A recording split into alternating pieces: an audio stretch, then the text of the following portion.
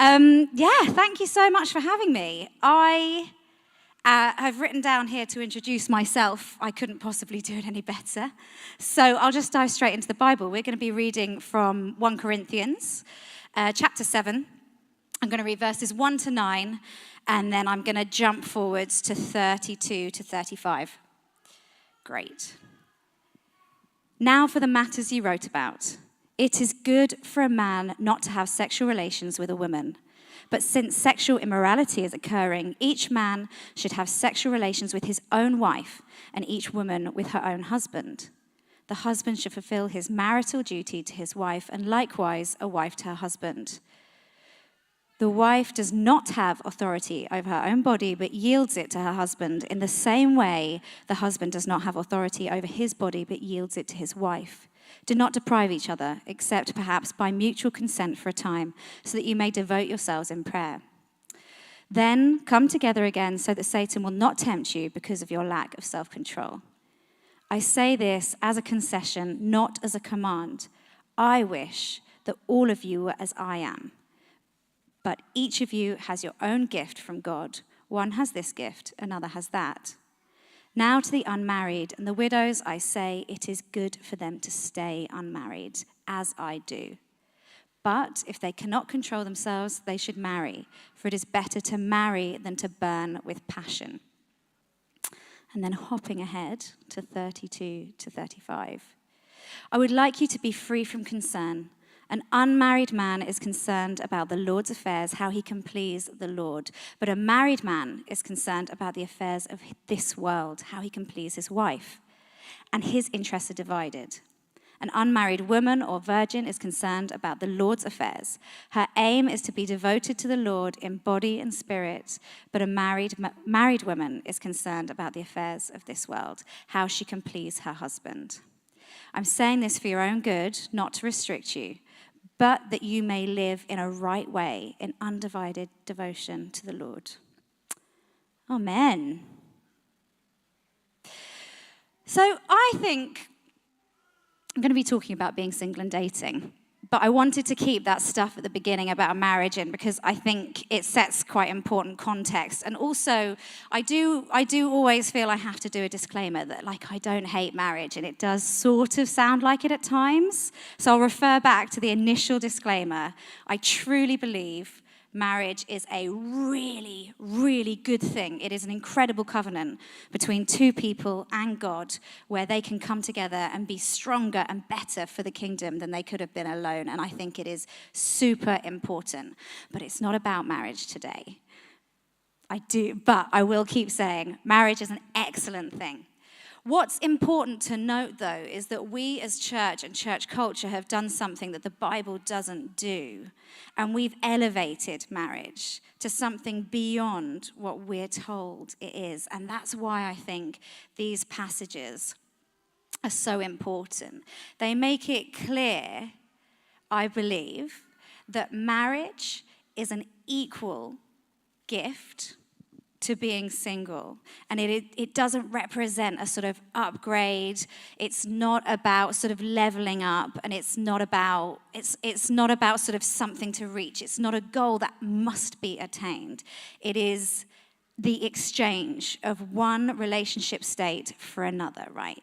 So how does the church get this so wrong? And I've been doing this for a few years, right? So that was my first book, the one that came out, on dating and being single. And even in the last 3 years of going into churches and talking about them, there's a slight bias because if a church has invited me, it's something that they feel passionately about. Churches that don't care about this would never invite me in to speak. But I can see that people care about it, and I can see that more and more, despite the fact that we do have quite a very high population of married people in our congregations, they're asking more questions and stuff. So I can see the tides turning, right? But overall, at some point, most of us will have gotten the impression that married is better than single. And hopefully no one stood on a stage and actually said that outright. But there's subtle ways that the church gives us that impression. Most church leaders in senior positions are married. on the whole. The people who stand on the stage, again, doesn't count because you invited me.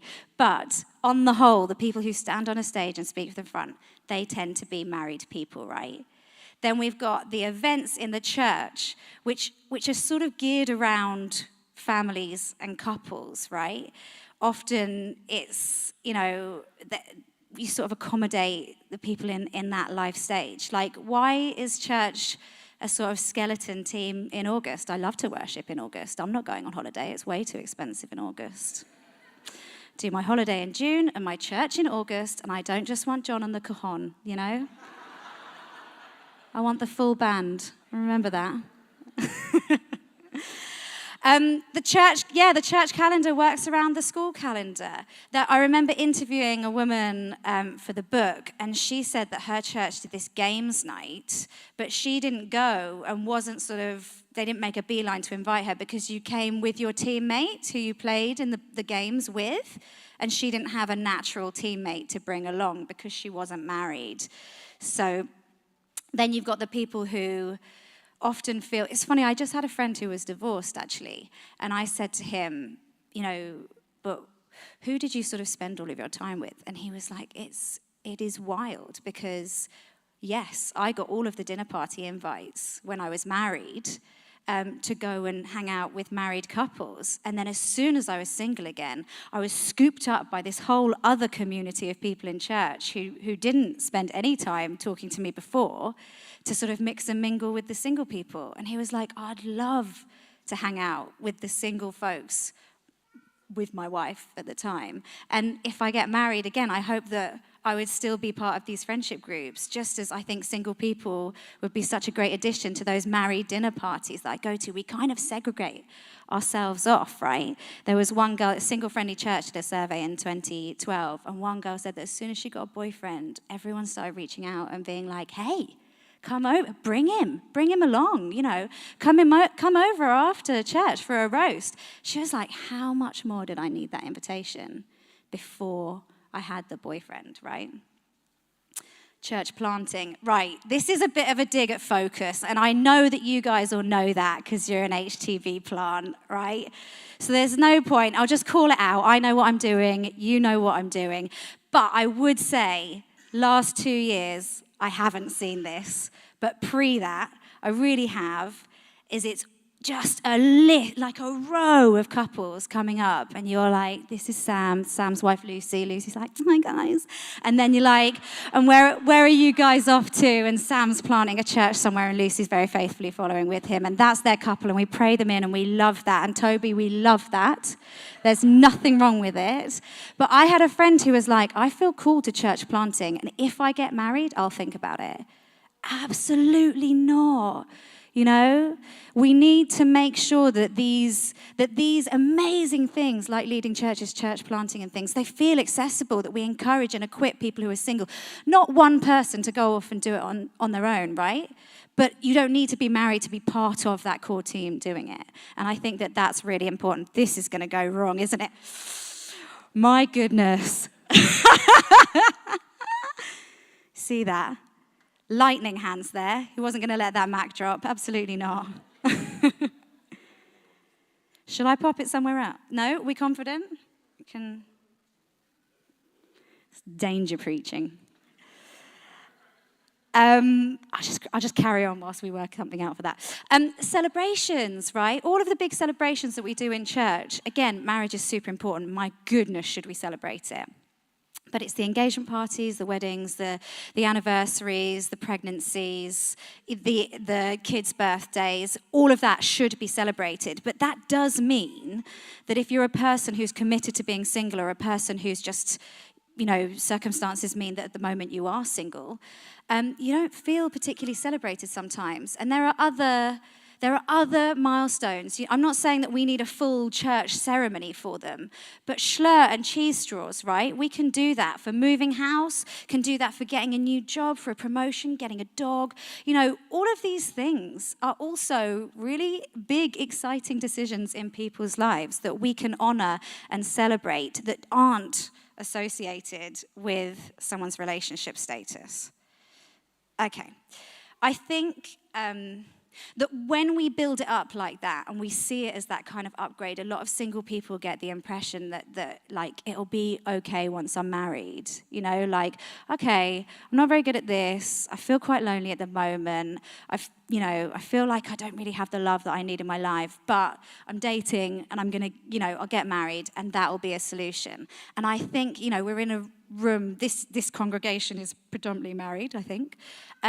You take your problems with you, and I don't need to tell you guys that, right?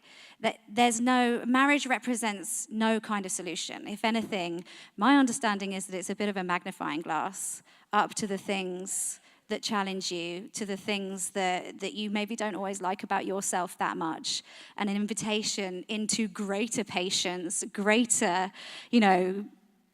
give and take, and all of those kinds of things, right? So we also don't want the single people in the church to have been so focused on getting married as a solution to their problems that then we let them down in marriage as well when they get there. So being married won't solve your problems. Also, again, not being mean, right? But I know some rubbish married people. There's a survey of churches in America where 50% of these American churches said that they wouldn't let an unmarried person lead one of their midweek groups, right? So Jesus can't lead a midweek group in those churches. John the Baptist, shouldn't have thought so, come back when you've got a wife. But being married, it's amazing, right? But it doesn't mean you're qualified. It means you're qualified to be in a marriage, to work with that other person in a marriage. It doesn't suddenly mean that you are ready to step into a leadership position. There are rubbish married people. There are amazing married people who are definitely equipped to lead, just as there are rubbish single people who shouldn't be leading, and there are single people who definitely should be leading. Marriage is irrelevant to that process. So, the issue is that we make assumptions. Are you confident with that one? Yeah? All right. Okay, we'll see. Can we have if I'm really just feeling led by the Spirit and I'm not looking at the laptop, if it starts to drop, can someone just be like, caw-caw, caw-caw? Okay? That's the signal you're about to lose the computer.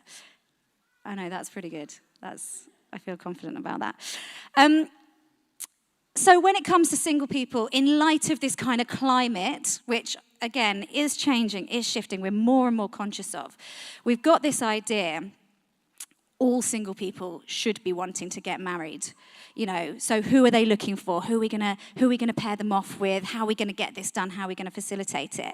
That's great, and I'll come to that in a second. But the first question for everyone is, should I get married? Not who should I get married to. The decision not to be married in this world, this climate, feels phenomenally sacrificial. It feels like you would be choosing loneliness and to be alone and not to feel celebrated. And that is just wrong. And particularly if you're a member of a church community, there should never be that option, right? But we have built that up, and it is contrary to those passages that we've read in the Bible where Paul speaks about the value of your single time, right? And I don't like this idea of a gift of singleness. I think it makes it sound like being single is something you need special equipping in able to endure. Also, I think that you have the gift that you have right now. So if you're a single person, you have the gift of singleness, doesn't mean that that's like that's not you for life necessarily, just as you have the gift of marriage if you're married, right? We need to decide, is marriage for us? Because it's not for everyone. And I wonder if we're so set on this cookie cutter path for all Christians, you go off to university, you maybe meet your partner there, and then you find a church, and then you get married, and you have a couple of kids, and that's when you leave the city and you go and you find a slightly nicer, sort of bigger place. We've got a garden now, so we've got a garden. That's when you get your dog. The thing is, right, in the Bible, there's none of that. These biblical characters don't have a checklist that they're working their way through. They do incredible things at the wrong times. Moses only kicked into action at 80. There's no like, right, you hit your career goal at this age. That's not how God works. He works with you, with the individual. There's no set age or time for anything. And I think that's really important. But because we sort of act like there is sometimes, like you want to get that locked in before you're 30, people just think, I've got to get that locked in. But we're the same with university. There are so many people who don't need a degree. They just need to do some really great practical training for a career.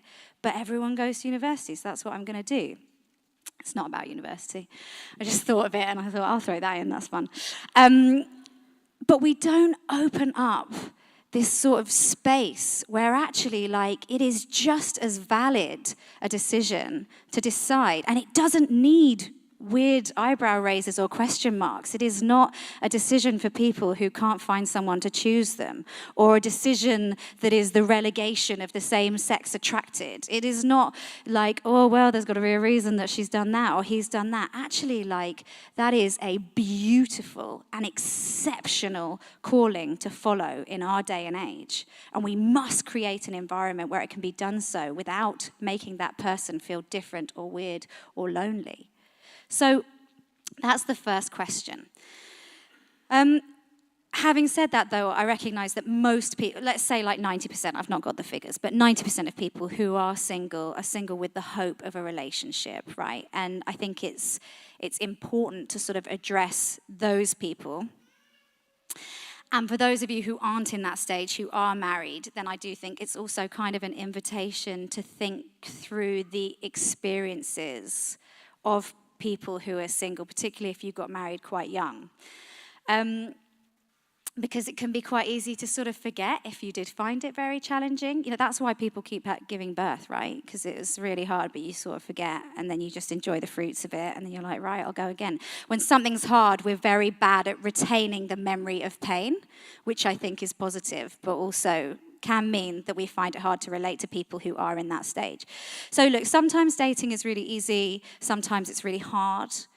When other people have to go home for the babysitter, I feel a bit smug.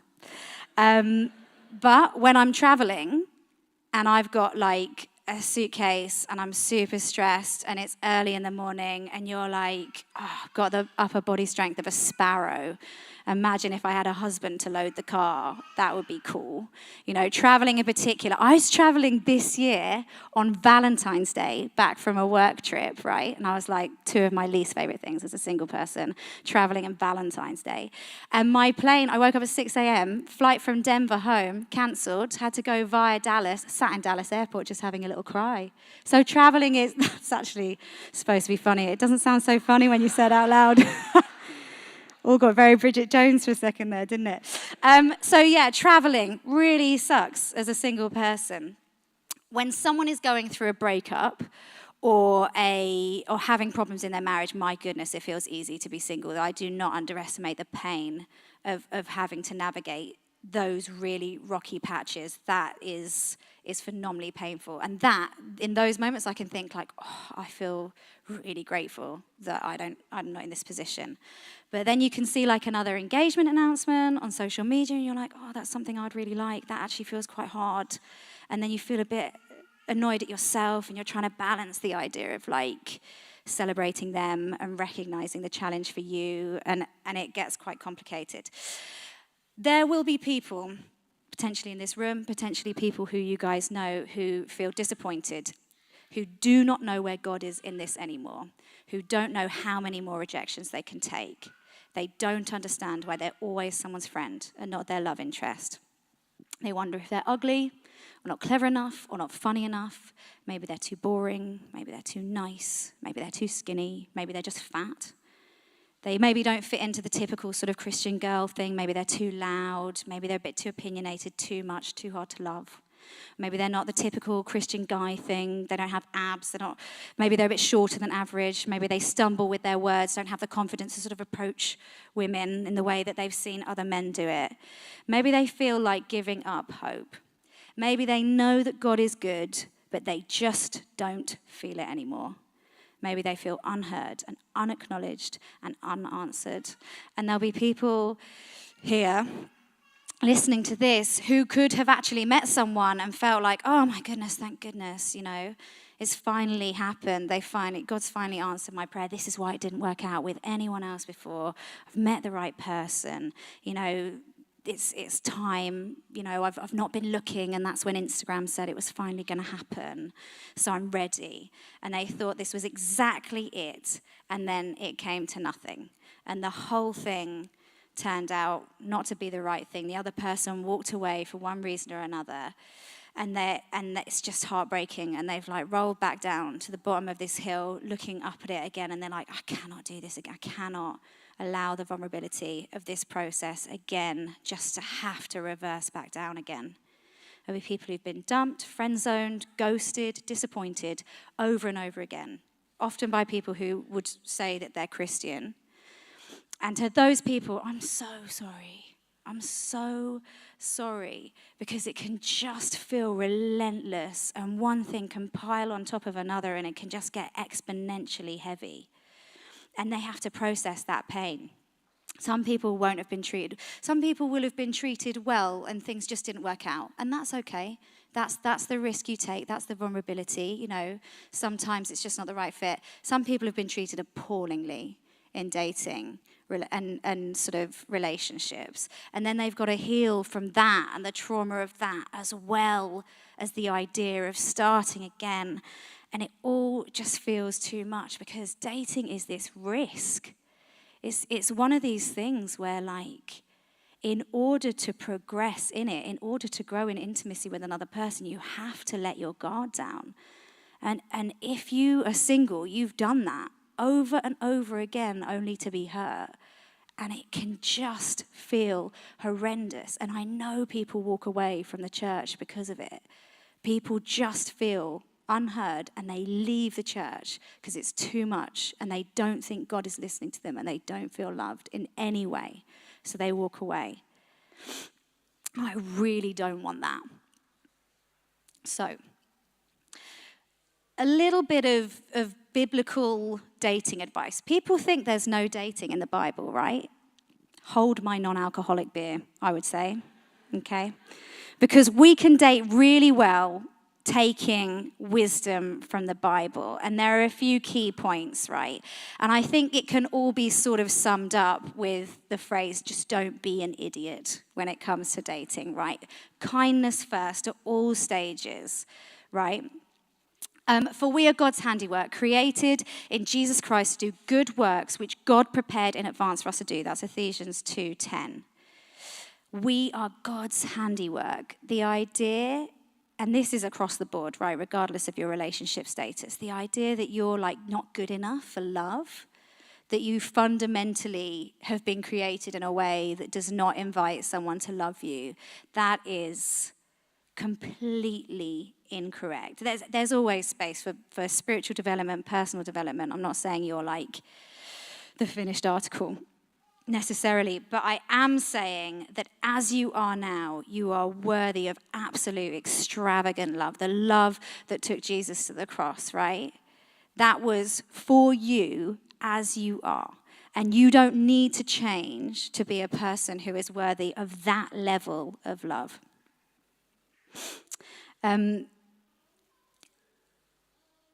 And I think, so a Bible verse along those lines, right, we demolish arguments and every protestation that sets itself up against the knowledge of God.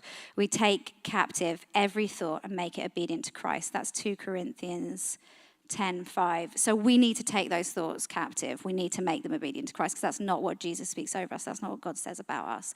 And if you set yourself up in an environment where you're looking for romantic love from a place of not feeling worthy of it, you're going to make some really poor choices. And we don't want that. We want everyone going into it from a position of strength.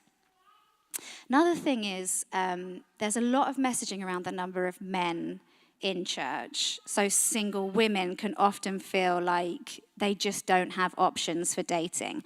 And we need to acknowledge the stats. There are 2 single women for every single man in the church.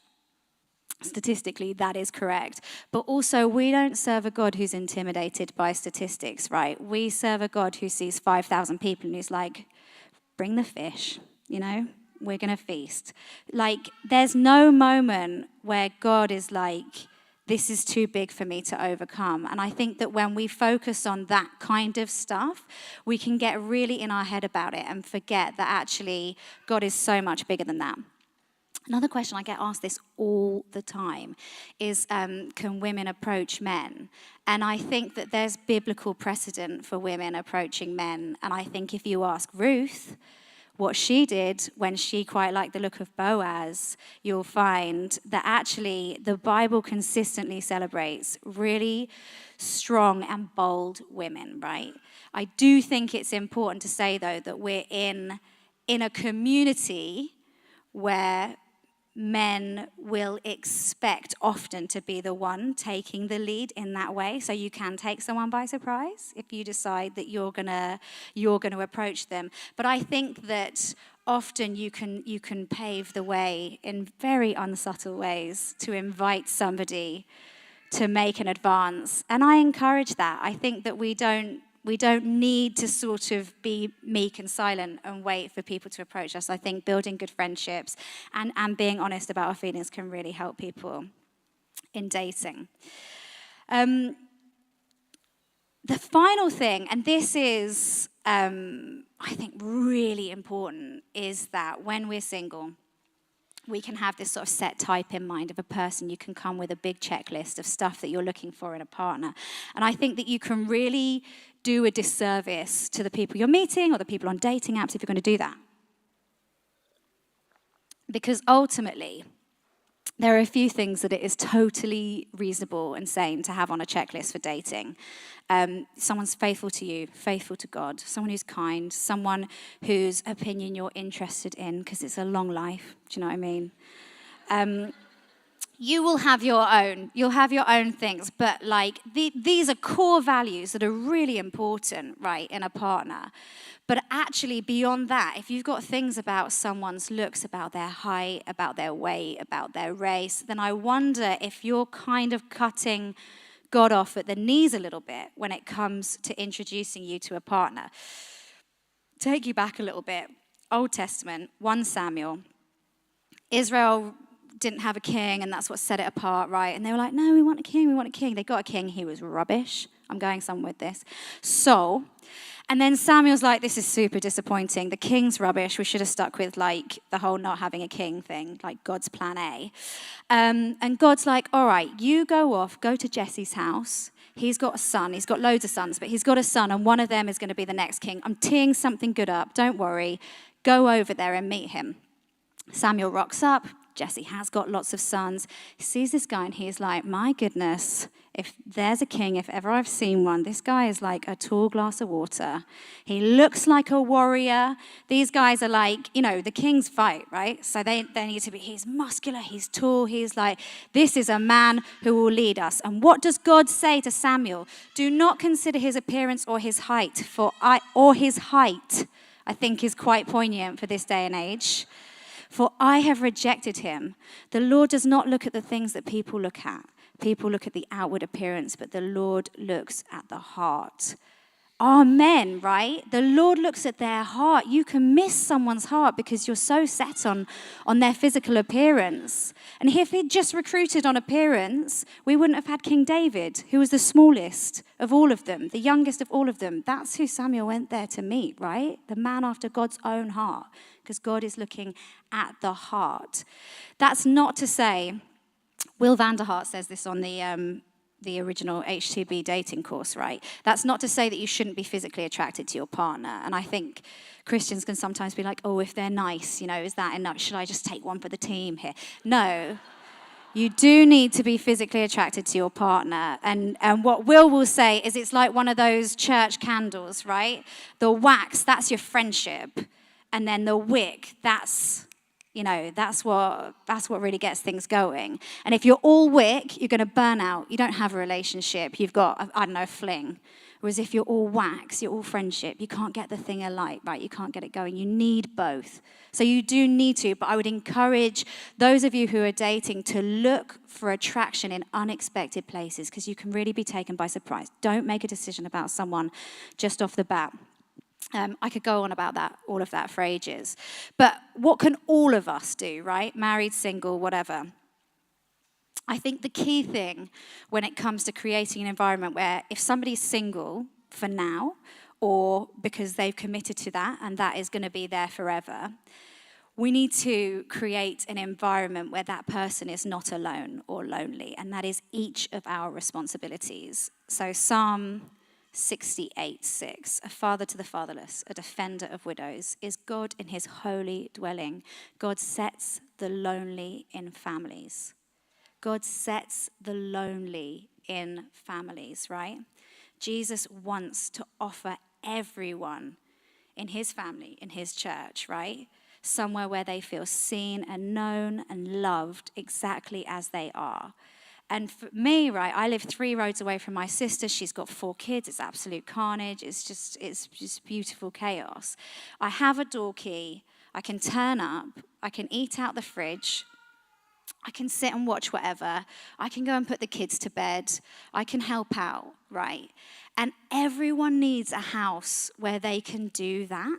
And if you don't have single people who are a part of your household from time to time, then I would invite you to think through how you can offer that, right? Because we get this wrong. We think hospitality is like sticking the old dinner party playlist on and taking people's coats when they come in the door and cooking more than one course, right? That's lovely. That's entertainment.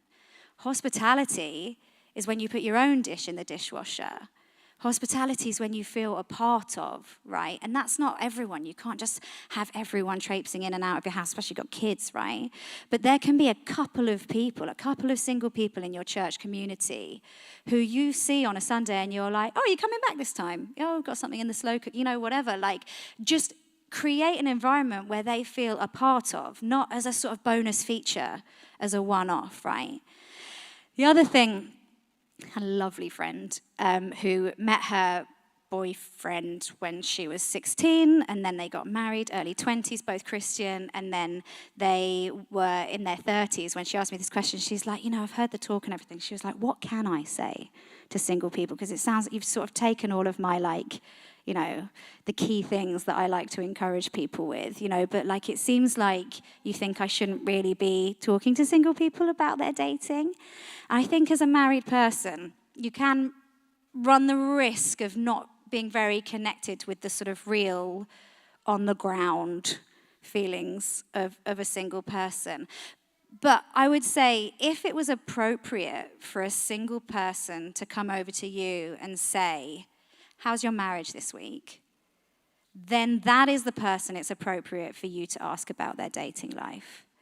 That is the level of connection that we're talking about before you pry into something so personal. And I get this wrong. I was at a wedding with my friend, and groom was serenading his bride on the violin, just making eye contact as well. Everyone's got to find their person, and that's what it's about, right? So they were doing that, and I was trying to remove the awkward, and I turned to my mate and I was like, this will be you next, a couple of months' time, that's going to be you. They broke up the next day, him and his girlfriend. He wasn't the one getting married. But he'd been with his girlfriend for 2 years, and it was literally the next day that they decided to call it. I did not know that they had been in front of a relationship counselor for the last 3 months. And because of that, it's not my place to be commenting on the progress of their relationship, because there were people there who knew that, who would have said the right things, who would have grabbed his hand and been like, you're doing all right, But that wasn't me. So look, I'm not saying everyone here's nasty and blah, blah, blah. You want to help. You want to be a part of it. Every single individual who is single needs married people supporting them and praying for them, just as you guys in married couples need so much prayer, to keep you guys supported, to keep you guys lifted up. But it is in relationship that we're able to offer advice, feedback, comments, questions, and you do need those relationships, but it's not across the board. It's not go on, let me have a go on your Salt app. Oh, it's like a game. Actually, for a lot of people, it can feel quite heavy to be on dating apps. It can feel really difficult.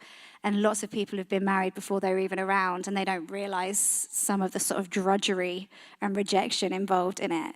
So it's it is important that you ask those questions, but it's also really important that you do that from a place of background, of understanding, and with a bit of pastoral care as well, I would say.